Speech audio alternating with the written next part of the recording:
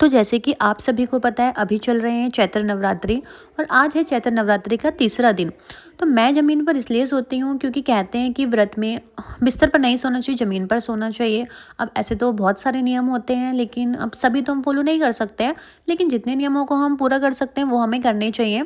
उसके बाद मैंने सबसे पहले उठ कर के घर की साफ़ सफाई, फिर फटाफट मैंने नहाकर मंदिर की सफाई की। उसके बाद मैं चली गई प्रसाद रेडी करने के लिए। जब तक मैंने प्रसाद रेडी किया तब तक घर में बाकी लोग भी नहा चुके थे। फिर हम सब ने मिलकर हवन किया। हवन करने के बाद हमने नवरात्र के व्रत की कथा की और फिर आरती की।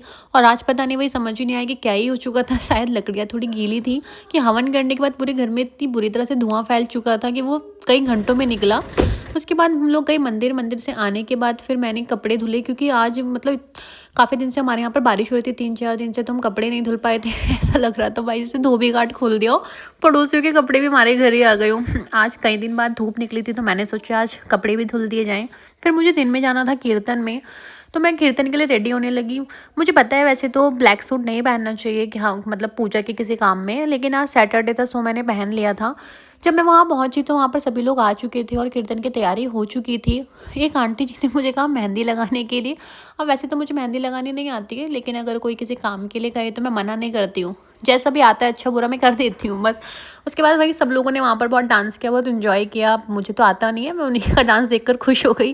फिर घर आकर मैंने की शाम की पूजा और फिर शाम के खाने की तैयारी की। तो आज मैंने ज़्यादा कुछ नहीं बनाया था, सिर्फ लौकी की सब्जी बनाई थी और रायता और पराठे। फिर मैंने माता रानी को भोग लगाया, बाकी सबका व्रत खुलवाया, फिर मैंने भी खाना खा